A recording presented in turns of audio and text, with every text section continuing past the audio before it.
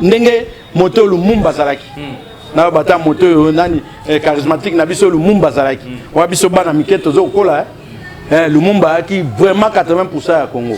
C'est comme IDPS avait remplacé à ces époques-là. Époque Mobutu avait remplacé le MNC Lumumba. Mais maintenant, IDPS a tellement perdu qu'à comme il est là, on a capacité mobilisatrice comme le FCC. Comme le FCC, ça veut dire que IDPS donne maintenant l'argent pour mobiliser les citoyens congolais. Avant, l'IDPS parlait seulement Naliloba. Quand il dit un mot, les gens viennent. Aujourd'hui, c'est l'argent. Aujourd'hui, ce sont des bus qui vont prendre de militants. Même système qu'avait le MPR, même système qu'avait FCC. Donc, ils sont aujourd'hui de même. Non, c'est-à-dire que dans le jeu, seuil même il y a un pourcentage, tu vas la communauté. Souvent, ça c'est très fort. Tu vas la communauté, mais Matata commis. Matata, c'est plus. Hein? Je ne suis pas avec Matata. Matata d'ailleurs, je ne connais pas. Je le vois, mais faut mieux Matata que tu vas. Je n'ai jamais serré la main de Matata. Je ne prends pas ça par sentiment. Nazara moto ya boy, moi moké. C'est pas Congolo bazara moi boy. Tanga penga. Tanga Alexis qui était bazar. Portolomoli Bruno Chibala, Tolobi Ilunkamba. Ilunkamba. Ilunkamba, c'est pour coalition FCC Cash. Tu es ancien premier ministre, tu es Matata, tu es Adolphe Mouzito. Les trois premiers ministres, pour le gars qui trois. Nakata Misatouana, je mets en premier Matata Pono. Entre nous. Quoi ça il va commander? Matata Pono, il a amené ma conception.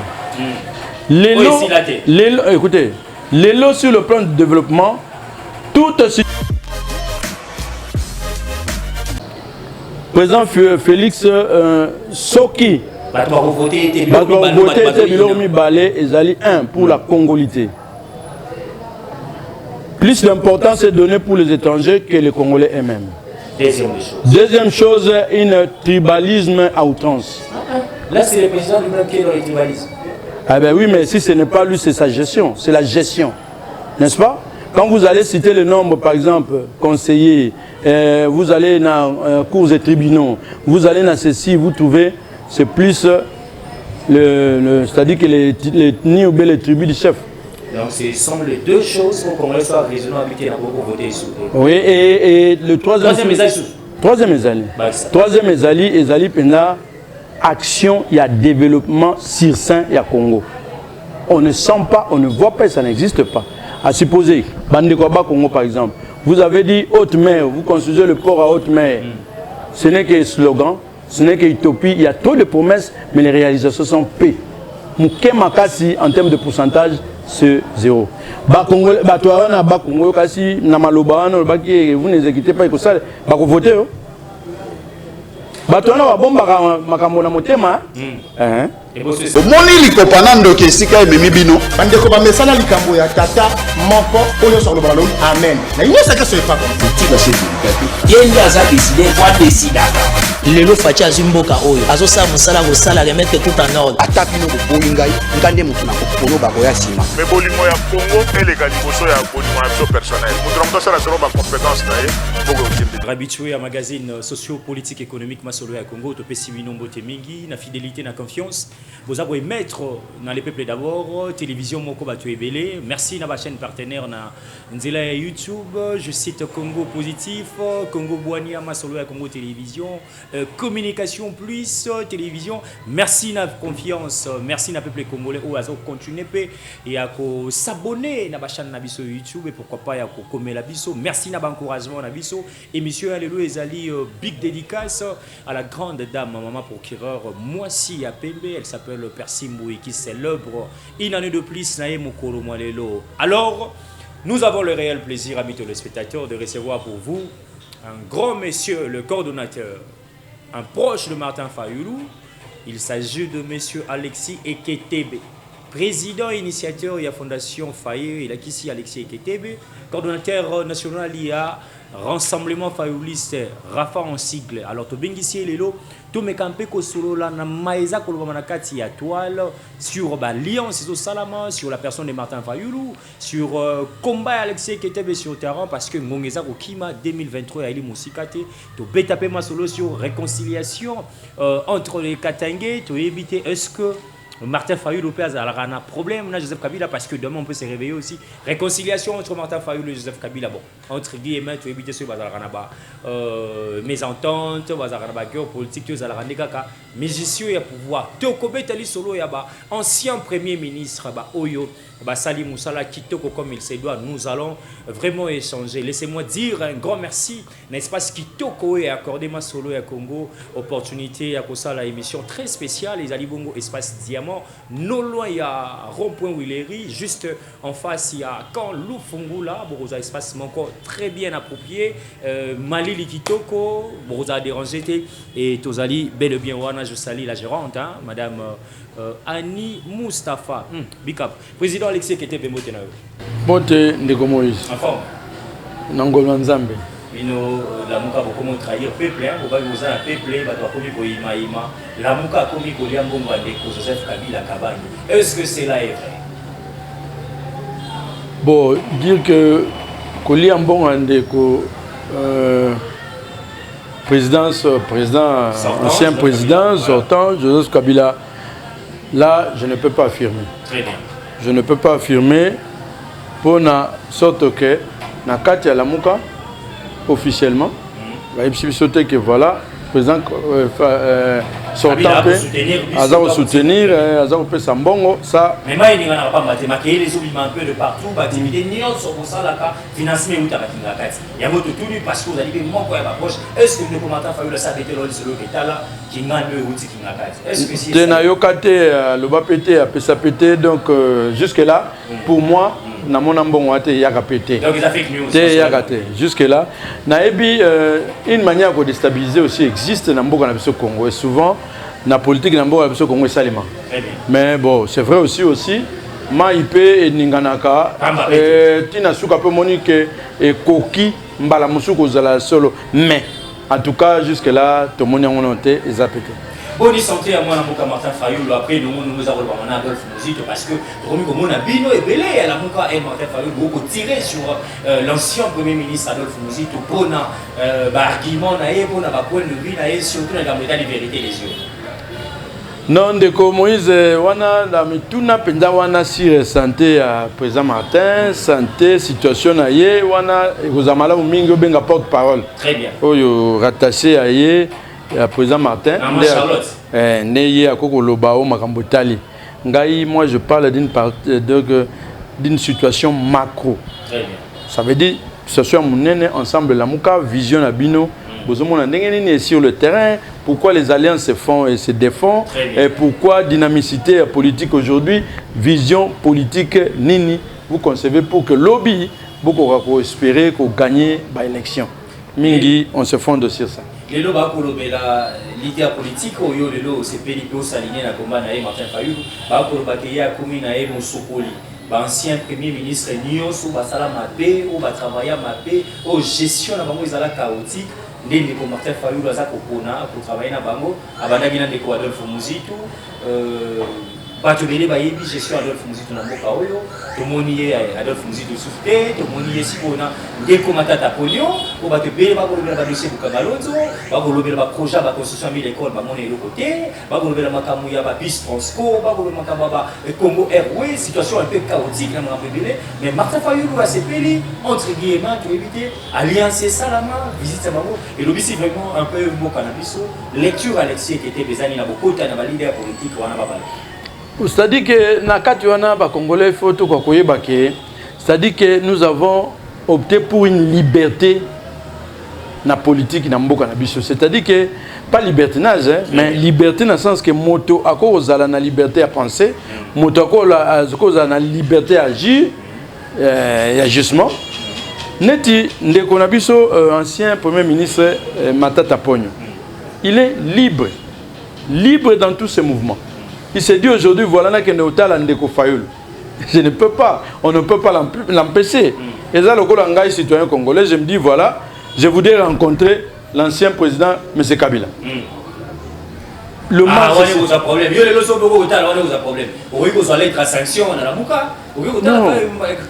C'est-à-dire qu'il y a des rencontres. Hein? Il y a des rencontres, il faut se situer rencontre. Si M. Kabila a une spécialité, ndeko nengeni nozira qui par exemple mboka na secteur tel au salaki nini. Moi je voulais avoir cette expérience là à supposer pour amener ma contribution na la plateforme nazana ngo. Na lobi bon je demande une audience pour na kuta na ye. Ndeko est-ce que wana ayambi pengai na boy. On se limite là. Là au moins. Mais tant que vous na toile, tant que vous photo, so qui na sali yango na ndenge ya kobombana na ke kotala ye na se ba meminga na mutuka moko filmer na bombani na kati et puis je vais apparaître awa na bombani kuna j'apparais nini officiellement bilili pe zalate et je demande à ce que bilili zalate wana zamabe.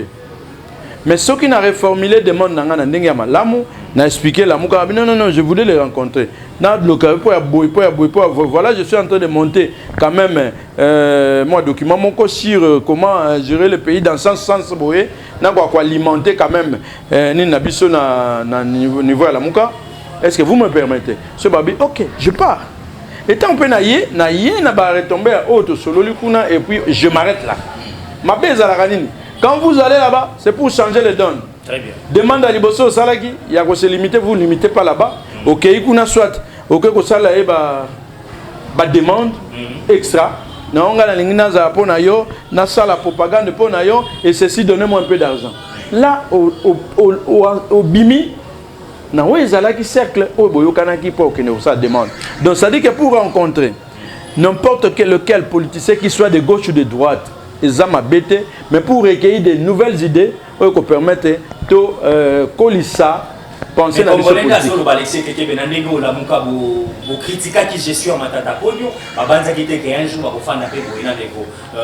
Martin Fayulu va dialoguer pendant plus ou moins une heure, pendant un moment éveillé, et puis comment on va l'état pour la vraiment surtout la toile, va quitter surtout. Au contraire, politique, on va bien en dynamique, dynamicité politique est un sens. Matata Pogno, à Moni Sika Zalaki Sika Kendeki, a remarqué ma baie. Ce qui fait que le peuple a s'appelé na bango mingita. Oui bon, na kendeko mona politico bandeko bazana mona la mukana kuta na Fayulu. C'est pourquoi recueillir au plus la mukazana ngo comme fondement baza opposé pour le lobby à développement au Congo. Ah oui bon, biloko peut-être zanga ingai na kendekuna. Et si aujourd'hui il se dégage dans l'esprit na que non voilà, je vais maintenant m'adhérer dans l'esprit à la muka. Je crois que c'est pour s'aligner la vision à la muka. Parce qu'on ne voit pas, si c'était le contraire, là au moins on devait reprocher. Si c'est la Mouka qui va vers Matata Pone, là au moins tu as commis un féodé avec les idées à FCC, à tout, c'est différent. Mais qu'est-ce qui justifie alors que beaucoup Tanika Kayamona Mouka, Martin Fayulu na Matata Pone, tout le monde va sortir médiatique, il y a des musiques, toi Zaina Binopé dans la plateforme et la Mouka et surtout plus un bloc patriotique, mais alors que nous sommes pour terrain général, il y a peu de Congo. Bon, en fait, moi, ce combat-là, nous sommes situés un peu plus loin. Matata Pone fut un ancien Premier ministre qui a géré aussi les affaires dans ce pays. Nani Ndeko Muzitu, aussi un ancien Premier ministre. Je ne sais pas si avec ça, les deux anciens premiers ministres se rencontrent aujourd'hui veulent se tirer des boulets rouges. Il y a peut-être l'autre dit boss. Comme autre chose. Ça, c'est un questionnement sur moi. Je ne sais pas pourquoi, mais moi je trouve que ceux qui Congo Nabiso, il y avait des politiciens véreux qui savent comprendre les choses. Nalingaki par exemple, pour Nanga Soué Nanga Zalike. Ndeko Muzitu, Nengazana la Mouka, il attend un nouveau venu qui vient rejoindre la Mouka. Ako Kabango, ancien premier ministre Mbale, il pouvait se mettre à table pour causer, dire que non, voilà. Et si Kani Netoshua qui respectivement, la gestion de la Mboka, ils peuvent concevoir quelque chose à Sika, et puis au finish, ils peuvent dire non, voilà. Bano Siko Bazoya, Nabaïde Tolanango, Nao Nyoso Tosalaki, au Pebiso Tokokakite, Toko alimenter. Bano ya sika bakoka kozwa esika wana mais tozala loka ba conseiller makasi po mboka lobeko telema. S'il y avait des politiciens de ces gens-là dans notre pays, ça c'est un conseil que moi je peux donner. Mais aujourd'hui, chacun voudrait ce qu'on appelle l'égocentrisme. Chacun voudrait à ce que c'est lui, c'est lui. Kakaye. Demain, si ces alliances-là, si finalité, c'est quoi? On fait des alliances pour que demain, Ndeko Lokola, président Azali Motoa Kassai. Si moi aussi de Kassai, je vais là-bas à côté de lui, jamais je serai Premier ministre. N'est-ce pas? Parce qu'on ne peut pas concevoir dans un pays, le chef de l'État il est Kassai, le Premier ministre il est Kassai. Ça ne se conçoit pas. Il faut respecter la géopolitique. Respecter la géopolitique. Et bon, Lokola nga bandundu na kendekuna. Pembe na ndeko Kassai pour que lobby, je peux avoir la chance lobby. Mais pourquoi on doit toujours réitérer Kakayo?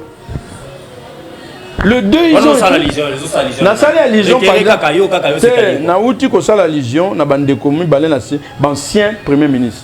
Donc aux autres fustiger que ne commencent à lier ça là Kakaye. Bon pas fustiger comme tel mais na épingler bango parce que mingi otangi ba kombo ya bango balé. Très bien. Ils étaient déjà des premiers ministres. Aujourd'hui ils peuvent se servir de grands conseillers pour aider le nouveau premier ministre dans notre pays pour le Lomboka et pour Tambola. N'est-ce pas? Mais faire l'égocentrique, mais non. Mais en termes de gestion, Alexis Kitebe, combat et la Moukaouyo, vérité des urnes, vous avez ça l'alliance, na bateau, gestion na bango, ils allaient critiquer vraiment la commune de mortels, gestion na bango, ils allaient critiquer ma casse et la casse de la population, ils allaient péco mener combat na bino baï la Mouka. Il faut tout le cadeau. De veiller esprit, na conscience à Congolais sur l'entendement politique. Tout le cas, matisse à niveau un peu à compréhension à Congolais. Au moins, ce n'est pas que l'alliance, monsieur Zalinini, tu as adopté tout. Il y a un déco, il y a un déco. Mais à ma B, ce qu'on a adopté à 100%. Parce qu'on suppose, Bandeko, par exemple, dans la partie Songolo, ils ont eu à gérer le pays, ils ont eu à gérer la primature, Bazalaki à 80% d'échec. Mais ce qui a adopté les lots, ce n'est pas pour copier les échecs, mais copier du bien qu'ils ont.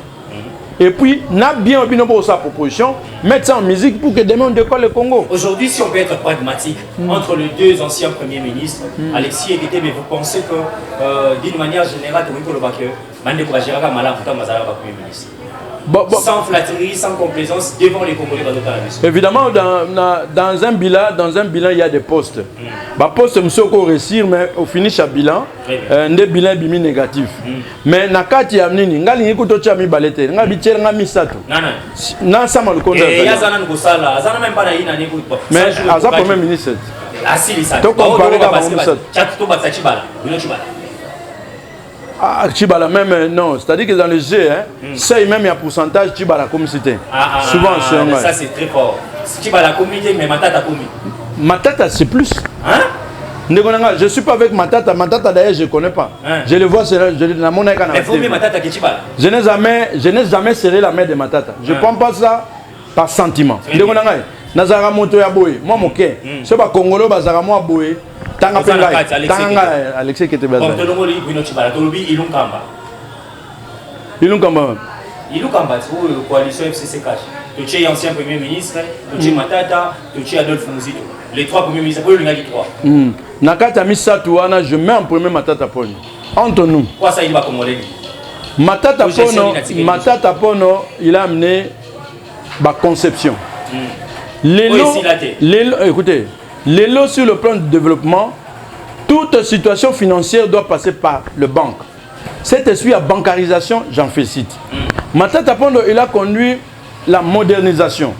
Bien qu'au finish, c'est un échec, mais au moins, il a réussi à plus de 40%. On nous parle plus ou moins des dizaines de projets avec Matata Pono non réalisables. Et bon, moi je mets la jalousie, la haine et tout, je mets ça à côté. Vous prenez ça la jalousie? Oui. La jalousie, je mets ça à côté. Okay. Si aujourd'hui, on peut citer, mais si on veut mettre, on va me mettre 3 voleurs.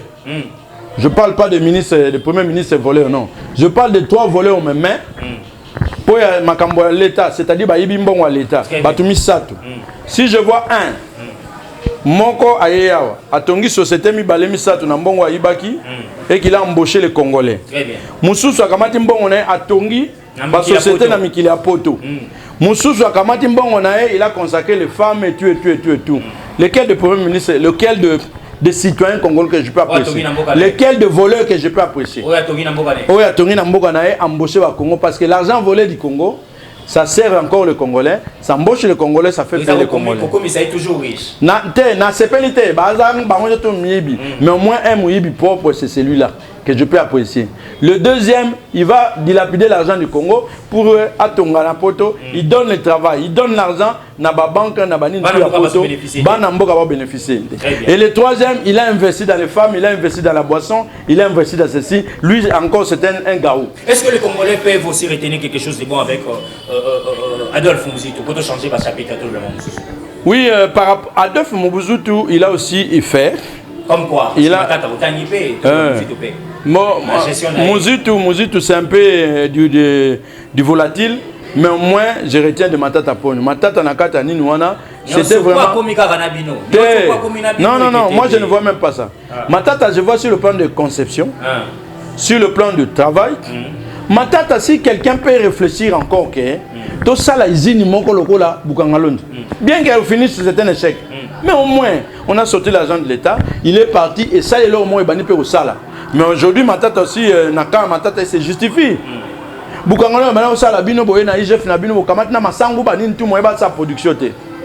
C'est aussi un faux. Alors, moi, ce qui n'a pas un jugement, je prendrais Matata Pogno que les deux autres. Très bien, ça ce sont de propositions, hein? Et puis ma point de vue à mon amour Alexis qui était. Je crois que, amis de spectateur, au Rolanda, dans peu de temps, reportage réalisé Masolo et Congo, le ministre national, il y a Hydrocarbures, moi, dans mon parti des Boutines, Azala qui, devant ma confrère Anabiso et TV5 Monde, pour expliquer comment les Cabo Italie lancement et appel d'offres, il y a plus ou moins 16 blocs pétroliers, pour expliciter à vous devant la presse internationale pour la Rotali Salamo, l'Olengeka Nisa Poleka, l'Olengeka Nizali, au Tamboula Nakati, service des hydrocarbures. Je ne suis pas là pour faire des commentaires, mais nous allons suivre le ministre lui-même qui parle en face des journalistes concernant le projet à lancement officiel et appel d'offres. Et puis, je crois que Togozo Manasimako changer les chapitres avec la sécurité parce que tu le béliming la Premier ministre, tu le béliming la Mouka, tu le blappé Masolo et Congo. Suivant ces reportages, c'est parti. Les 28 et 29 juillet prochains à Kinshasa, le président Félix Tshisekedi et le gouvernement congolais vont procéder à l'attribution de 16 blocs pétroliers répartis sur 3 bassins sédimentaires du pays. Quels objectifs souhaitez-vous atteindre avec cet appel d'offres? Déjà, au jour d'aujourd'hui, la République démocratique du Congo, par rapport à tout ce qu'il a comme potentiel au niveau des hydrocarbures, le tout n'est exploité qu'à 4,5%. Donc, il y a 95,5% à exploiter. Demain, après-demain, déjà par rapport aux blocs pétroliers qu'on va mettre pour attribution, ça vaut presque 600 000 milliards de dollars en termes numéraires, en termes d'argent. Donc si on y arrive, on sera peut-être le deuxième producteur du pétrole en Afrique. C'est ça l'objectif, devenir un géant des hydrocarbures en Afrique? C'est ça l'objectif et je pense qu'on va l'atteindre parce que le potentiel qu'il y a là, à tous les niveaux, je pense que c'est vraiment important et on va l'atteindre. Alors à qui s'adresse cet appel d'offres? Aux groupes et aux pays africains comme le Nigeria ou aux groupes étrangers? C'est au niveau international, les pays africains, européens, au niveau de l'Asie. En fait, nous, on ne vise pas une certaine catégorie. Nous avons besoin que les gens viennent pour que nous puissions marcher et pour que nous puissions réaliser ces appels d'offres et que nous puissions attribuer ces blocs qui valent énormément. Parce que déjà, la République démocratique du Congo, si nous devons parler qu'en termes de gaz, c'est près de 66 milliards de nanomètres cubes au niveau du lac de Kivu en gaz méthane, un gaz qui se régénère en fait, on peut dire, qui est inépuisable. Nous avons ça, à part ça, ces blocs-là, il y a un potentiel sérieux. On sait tous que les énergies fossiles tendent vers la fin.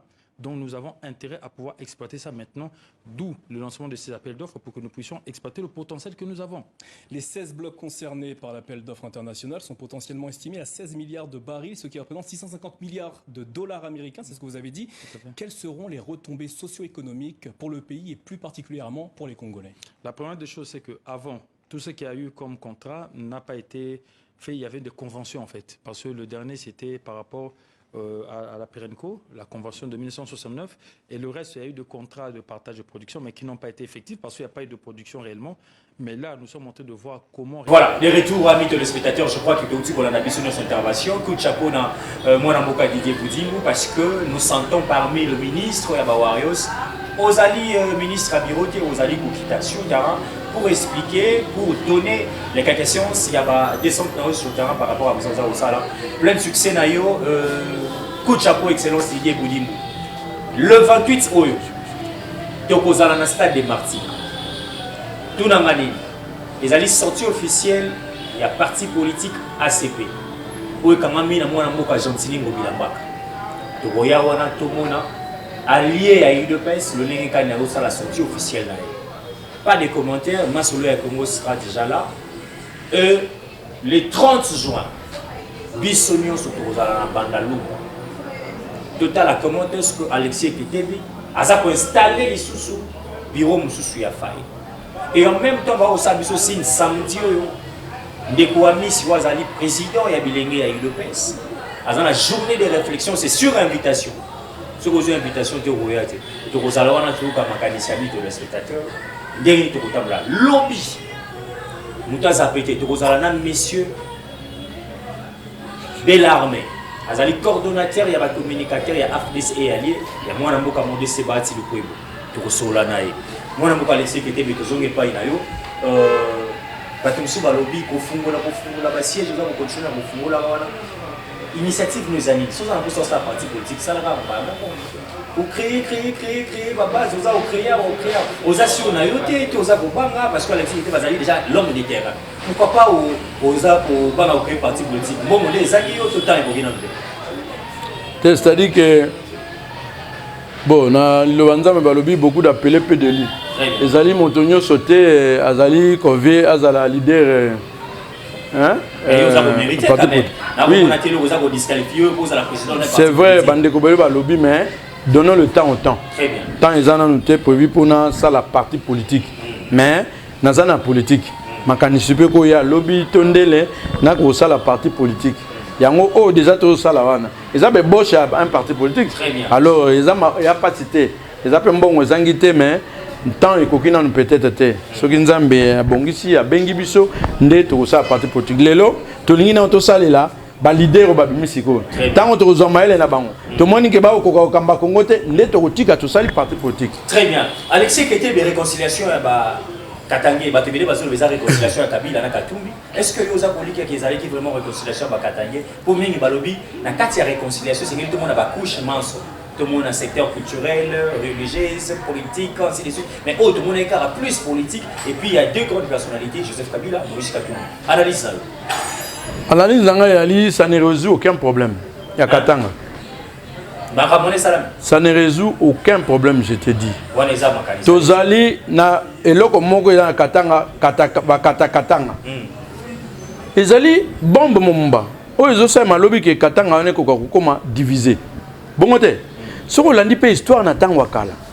Il y a un certain Moïse Djombe à ça la sécession a tué Katanga est combien à part et puis Congo Mbetikali est combien à part. Alors, l'esprit wana, quelque part, ils ont démarré les autres. Alors, réconcilier deux personnes pour tout Katanga, ils ont un sens. Il y a des couches dans Katanga, Balubakati, Baniniboy, Bazali. Le problème, c'est que Zali a résoudre des Ali. Est-ce que vous vous souvenez, Papa Kiungulelo a Koufi? Qu'est-ce qu'il en a fait avec Balubakati vivant au Katanga? Qu'est-ce qu'il en a fait? Peut-être histoire, il faut que bino ba pandisa ngo panza histoire. Ba beti bato ba bengani bato ba misusu pe ba kufa na Katanga. Tous les Kasaïens vivant au Katanga à l'époque. Est-ce que pota wana ba sisiango? Il y a de séquelles, il y a ba pota qui réconcilier faut ça global. Réconcilier à deux personnes. Est-ce que l'initiative elle est bonne? Est-ce que non, l'initiative de la réconciliation, moi j'appuie tout ce qui ramène la paix. Ils ont malam. Mais l'initiative il y a des leaders politiques. Ça ne résout aucun problème. Les deux leaders politiques se réconcilient, mais leurs familles en bas, les familles politiques qui représentent chacun, ne sont pas réconciliées. Les tribus, les ethnies, il y a Katanga, les territoires, les tout et tout, Bazali pe boye, hein? Ba misuka ka malamu ezalite, Alors, réconciliation du Bossani. Et le remonté. Entre des politiques. Des politiques et vous n'avez pas résolu aucun problème. Donc, mise en scène. Non, mise en scène. Les gens sont partis pour se faire un peu d'argent, comme la Massangana Bango, mais le fond de problème reste des maires entiers. Est-ce que Barcelone a une vision Katanga par exemple? Et ça, c'est quel est Katanga? Bayaki na makambo ponanini. Il faut côté en profondeur, qu'il y ait des revendications, c'est quoi? Vous avez une musique et vous solo là une fois pour tout représentation à Katanga. Très bien. Dikamoya réforme et loi électorale. Nazalaki na plateau na biso na moko ya ba expert en question parlementaire. Je lui salue en passant. Monsieur Chris Mukindi. Attendez si vous pourquoi bino la moka boza trop agité? Alors que le gouvernement communal nous loi et ali opposition des lois pour jusqu'à la preuve du contraire ils ont en quatre assemblée et qui n'a nous atteint au Sénat pour la dernière lecture il y a boy qui n'était pas le chef de l'État pour la communication. Vous la mouka pourquoi vous êtes agité dans le campo Italie opposition des lois électorales. Yangwana tozolo bana Congo problème ya égocentrisme. Yé mais c'est Chris Mukendouane a revisité dans l'histoire ya yé sokazana IDPS et azana FDC ya modeste bati sokazana FDC na tangi peka na IDPS tant bazaki na opposition en solo. Qu'est-ce qu'ils n'ont pas fait dans la FCC? Est-ce que bazaki d'accord na modification à la loi électorale directement? Toi il faisait des problèmes. Vision ce n'est pas que quand vous êtes à l'opposition makambo au bandeko senga revendication na opposition tant yo comme na pouvoir au bosani nyonso mabete to développer mbokandeni on peut comprendre oyo nyonso tchaki le roi cahier de charge pour la bonne marche en mboka tant aux en opposition et que comme na pouvoir au tiango en musique pour être musamboka aux malamu mais yo kamati makambo nyonso bosaki ya malamu bosengaki no to bosani mais eloko na loi électorale soki ndeko bandeko opposition le loba osenga to longola sei ici longwe yoka ndeko kisa sataniste ndeko nanga to longola sei est-ce que zamabe to zongi sa forme électorale normale élection oyoke celui qui a le plus de voix c'est celui qui passe. Très bien. Bozo est la biso beloko va professeur monsieur université c'est ba théorie inutile. Non, bah ça va constitutionnaliste, bah constitution. Nous sommes un pays qui ressort en fait avec une jeune démocratie. Toya na ba théorie compliquée. Qui nous a une théorie compliquée. Ba musu so abio teto zo le plus fort reste. Auto za la bobo. Wana za ba théorie compliquée. Pesa biso loko tous abisso misato tous ça l'élection, n'est-ce pas? Et que siège Zali manquant, n'est-ce pas? Entre bisso misato celui qui a plus de voix, il a 10 voix. Yolandina Simozana 8, Yolandina Simana 7, c'est le 10 qui prend le siège. Balobi na kata proposition de loi et comme Peboy. Yamboé tes partis na ils aligner, il faut à la paix à mesure il y a pour aligner plus ou moins 60% il y a ba candidat na kati ya marge. Est-ce que l'ingomba na politique mais ça y est déjà la position pour aligner plus ou moins 350 ndeko nanga yango wana eloko yo za mabe pourquoi parce que soko za na opposition ozo mona vision mosusu tant comme na pouvoir o comme mon appelle vision mosusu pour yo se cramponner otika na pouvoir lorsque vous dites ça lelo yo moto aza na pouvoir azaka na avantage ya retirer bato parce que Congolais aujourd'hui batala remplace le pouvoir ezali place signature baroya ebele. Très bien. Motoana a un pouvoir, il est capable aujourd'hui de positionner à travers tout le Congo. Parce qu'il a un pouvoir. Bien que parce qu'il a un pouvoir. Congolais a ici comme ils ont là. Mais en réalité, Bakoué là na bango mais Bakoulekate, ça serait un échec. Parce qu'aujourd'hui la vie des Congolais, ça démontre. Pas si à Congolais les autres démontrent c'est que patience, passionnés aussi là. Un mandat mon cher, un mandat se situe. Lorsque vous prenez un mandat de 5 ans, c'est de 1 année à 4 ans, par exemple, une année qui reste, c'est l'année électorale. Très bien. Alors, dans 4 ans, qu'est-ce que vous avez fait? Il y a une subdivision aussi qui dit, vous pouvez amorcer le développement à court, à moyen et à long terme. Alors, court terme, l'économie c'est bâtia, d'une semaine à 1 mois. Ok. Court terme. Le très court terme, c'est 1 semaine. Mais le court terme, une semaine à une année. Et allez, le moyen terme de une année à 5 ans. Et de long terme de 5 ans à plus des années. N'est-ce pas? Maintenant 5 ans. Situez-nous et là on est salémé à travers les 5 ans. Alors, quand vous avez soutenu que voilà, vous êtes là. Et bien, il faut faire la comparaison avec ce qui était les 3 ans de Félix Tshisekedi, les 3 ans de Joseph Kabila. En tout cas, il n'y a pas de match. Félix a réalisé beaucoup de choses. Hein. Moi, en tout cas, excusez-moi, moi je ne vois pas la comparaison que je dois faire aujourd'hui entre le président sortant et le président actuel. Le 2, je n'ai pas de comparaison à faire ici. Pourquoi? Parce que non, les deux l'autre a échoué. Non, les deux n'ont rien fait pour développer le Congo. L'autre, il est encore en cours mandat. Mais il est en cours mandat. Jusque-là, on ne sent pas, on ne voit pas l'excellence pour développer le Congo. Fort. Les signaux forts, Kinshasa Pamba, où est la capitale, il y a Mbokanabiso Congo. On devait voir les premiers signaux dans la capitale. Et kilomètres carrés, superficie, on est allé à Somme. Si à Kinshasa aujourd'hui, on n'arrive pas à le faire dans les territoires, on ne sent pas. On fait une planification, on nous dit Kinshasa, des hommes capables. Est-ce qu'il y a quoi? Qu'est-ce qui manque? Bon, à l'intérieur du pays, Yebisanga, ban national les akuna, qui sangani sogi beni, qui sangani sogi ni les mamkoni. Negonanga, ah ezali continent Congo est un continent. Si vous commencez par les premiers signaux forts, en tout cas, ça ne va pas suivre. L'intérêt du pays, ça sera la catastrophe. Banzelo ezalaka, tango Mobutu, Mobutu on disait de tout le monde. Voilà. Motomabe ni tu et tout mais lelo Mobutu atika ima banzela. Aujourd'hui vous allez à l'intérieur. Vous avez des frontières. C'est que la tiki banzela, c'est que là au Congo ataboto banakasai projet chilejilo zo sala musala. Awa to beta route wana ya terre jaune et salemi. Na lemba kuna route qui kuite salemi de ko eketebe. Kuna ba sa pompage. Route masikita et salemi. Ba je kuna biso kuna na ipena. Masikita. Écoutez, dans le monde moderne aujourd'hui, quand vous dites Kassai, qu'on a un projet de temps pour les hommes marcher, on retrouve encore des cas de Kochokol dans Kassai. Là, on parle d'autre chose. De l'Italie, l'infrastructure, c'est pour mon cher, planification et développement. Mundela lobby, ce qui pas le latin entier antique, le lobby primo mandukare. Très bien. Oui, première des choses, c'est ça qu'on lit. Moto sokwa le à penser développement. Mais oui, mais il faut lire. Pour ça, on faut lire.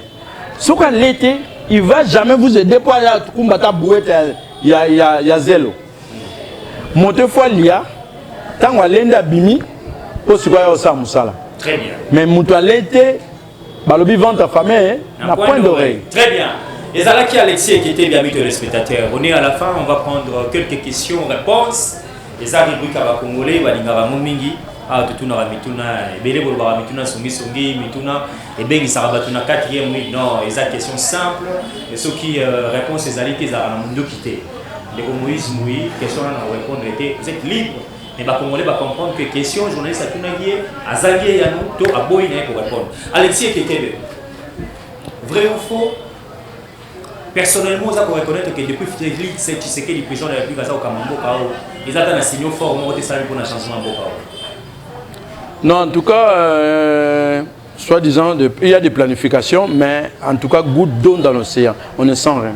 Rien. On ne sent pas. Rien du tout. Alexis, qui était vrai ou faux, l'émission Nabiso Lobby, vaut mieux Matata Pogno que Adolphe Mouzito qui s'est mal connu. Oui, ça j'assume. Et je peux le démontrer sur le terrain si vous voulez. Très bien. Alexis Kekebe, Namotoyo a travaillé dans 4 ans, a coûté budget à 4 milliards, a coûté 4 milliards. Naoyaye, dans moins d'une année, a coûté billet à 5 milliards, budget à 5 milliards, a comme ça on a 11 milliards. Pour Nayo, pour Rosenga, on va considérer. Rosenga, moto a eu budget à 4 milliards. A continué quand on a budget à 4 milliards, mais Sali Moussala, Koleka, moto a 4 milliards. Très bien. Alexis Ketebi, actuellement, prévision budgétaire de l'école Congo démocratique, ils ont 11 milliards de dollars. Pour nous, ils ont slogan, ils ont théâtre, ils ont ramassé. Oui, vous ressentez que les Solgan. Dans 4 milliards, on a fait des réalisations plus que 11 milliards. Le budget en recette, il y a Mboka, budget en recette, c'est égal budget de dépense. Donc on doit arriver maintenant à dépenser 11 milliards. Donc 11 milliards doit aller sur l'investissement. Alors tout le monde a un immeuble retourne dans Mboko. Très bien. Nous avons 4 milliards, à tirer quelque chose. 11 milliards, rien, on régresse. Très bien. Au lobby, vrai ou faux, la politique elle est dynamique dans Mboko. Vous faites partout ailleurs. La politique elle est dynamique, mais ce n'est pas pour autant que ça les manamodèles et ça les pas la biseau. Quand vous allez manger là-bas, vous êtes à l'opposition, vous allez au pouvoir pour bouffer, vous dites que la politique est dynamique. C'est pas ça? Très bien.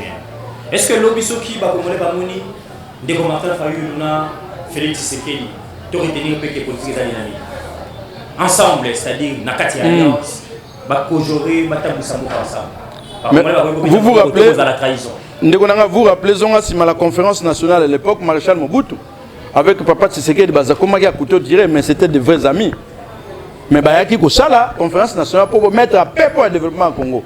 Si c'est pour l'intérêt du peuple, Martin Fayulu Bafanda, ce n'est pas mauvais. Mais sauf que, moi, on a comme un féodé dans les idées de l'autre. Très bien. Alexis Ketebe, pour ou contre 2023, tout qu'il y a un dialogue, tout qu'il y a une élection. Les dialogues, oui, pour commettre les Congolais ensemble, mais pas pour les élections avec dialogue. Pas pour les élections avec dialogue. Pas pour les élections avec dialogue. Il faut que les élections soient là pour départager les candidats, les potentiels candidats qui veulent être candidats au Congo. Peuple n'a qu'à répondre. Aujourd'hui, il faut mettre une bonne scène qui aujourd'hui peut arriver à nous départager, à donner la volonté des Congolais. Les jours où on donne, les Lelo et Ali, bloqué d'atout. Les jours où on mettra, quoi que ce soit le nom de la personne, celui qui gagne réellement les élections présidentielles, on passe celui-là, on le met. C'est le développement du Congo qui commence. Très bien. Mituna Nibale, on nous a fait signe qu'on finit. Alexis Ketebe, président de l'Union Sovaleka et Assemblée nationale. Que l'homme, ou Alexis Ketebe, Sokafandi, a raison à ratoper avec l'État Kate, nous a travaillé dans le président de l'Assemblée nationale. Moi, en tout cas, la présidence de l'Assemblée nationale, la période Nini. Il faut situer aussi la période. Banda entré à Kabila le Père. Très bien. Tu es entré à Kabila le Père jusqu'à ce jour. Président de l'Assemblée nationale. Président de l'Assemblée, c'est que je regrette jusqu'à aujourd'hui Kamere. Je regrette Kamere. Moi, je suis Malouaka. Ça va bien là qui c'est-à-dire que la police de débat, il donne dans toutes les parties. Et pour ceux qui décision se dégager, ensemble à voter pour ceci, il donne ça. Et pour moi, de Congo Sokodia pour la sagesse. Vraiment, ça c'est un vieux, c'est mon vieux, je connais depuis. Parfois quand il venait à Gbado, monter ensemble, mais c'est le plus mauvais. Hein? C'est le plus mauvais. Pour la gestion. Oui. Gestion ensemble, c'est le plus mauvais. Excusez-moi, moi j'assume mes termes. Mais viens, oui, mais je suis déçu. Nga kanisa que vieux wana vieux kala. Vous comprenez? Ancien ministre, à Mobutu, tout. Je croyais qu'il pouvait amener la sagesse. Au Azouaki wana époque à Maréchal et puis mettre ça aujourd'hui. Mais non, mais vieux, c'est vraiment une médiocrité énorme. Ce n'est pas un cuir mauvais, mais une médiocrité. Mais oui, c'est les deux. C'est ensemble. Wana, excusez-moi de le dire. Mais ça, c'est ma cotation. Très bien, on va finir par ici. À part récider, parti politique le plus populaire entre PPRD et l'UDPS, on a eu à part récider. Bon, en fait, tu reçois un sondage moko un peu. Peut-être ça pourrait être biaisé. Maintenant, ça, le sondage, il y a mis. Auto monde à Sikoyo. Lélo, l'UDPS a combien à niveau à FCC? Hein? Oui. IDPS a tellement perdu qu'il a commis un niveau en union. IDPS, je parle pas par sentiment. IDPS a perdu. Oui. IDPS, Alexis Naïbaki. Tango, le Sphinx, a zalé avec toute son équipe. Baliaou, professeur Birindo, Bakibasa Maliba. Non. L'IDPS avait presque le 80%, comme MNC Lumumba à l'époque. N'est-ce pas? MNC Lumumba, Ndenge, moto Lumumba Zalaki. Na bata moto nani charismatique na biso Lumumba Zalaki. Wa biso bana miketo zo kola Lumumba qui vraiment 80% à Congo. c'est comme IDPS avait remplacé à ces époques-là. Époque Mobutu avait remplacé le MNC Lumumba. Mais maintenant, IDPS a tellement perdu qu'il a commis les lois en capacité mobilisatrice comme le FCC. Comme le FCC que tu as dit, c'est-à-dire... Ça veut dire que IDPS donne maintenant l'argent pour mobiliser les citoyens congolais. Avant, l'IDPS parlait seulement Naliloba. Quand il dit un mot, les gens viennent. Aujourd'hui, c'est l'argent. Aujourd'hui, ce sont des bus qui vont prendre de militants. Même système qu'avait le MPR, même système qu'avait FCC. Ce n'est pas donc, Moïse Mbouy. Ils sont aujourd'hui de même niveau. Très bien, on a fini. Ce n'est pas Moïse Mbouy. Bituna de Tunaki. Mes questions sont mises. Ce qui est en 2023, les Congolais vont voter. Président Félix Tshisekedi, Nengebino Lamka Bozabobat. Makamuni Balé, au Congolais soit raisonnabilité. Na ok na yina tena voter président Félix en tout cas pour na loko boné loko boni balé. Et il faut ça. Président Félix Soki Ba to voter té biloko mi balé ezali 1 pour la congolité. Plus d'importance est donnée pour les étrangers que les Congolais eux-mêmes. Deuxième chose, un tribalisme à outrance. Là, c'est le président lui-même qui est dans le tribalisme. Ah ben oui, mais si ce n'est pas lui, c'est sa gestion, c'est la gestion. N'est-ce pas? Quand vous allez citer le nombre, par exemple, conseillers, vous allez dans cours et tribunaux, vous allez dans ceci, vous trouvez, c'est plus, c'est-à-dire que les tribus du chef. Donc ce sont les deux choses pour qu'on soit raisonnable pour voter sous. Oui, et le troisième ezali pena action, il y a développement sur sein, il y a Congo. On ne sent pas, on ne voit pas, ça n'existe pas. À supposer, Bandekoba Congo par exemple, vous avez dit haute mer, vous construisez le port à haute mer. Ce n'est que slogan, ce n'est que utopie, il y a trop de promesses, mais les réalisations sont peu. Mouké Makasi, en termes de pourcentage, c'est 0. Vous n'exécutez pas, vous votez.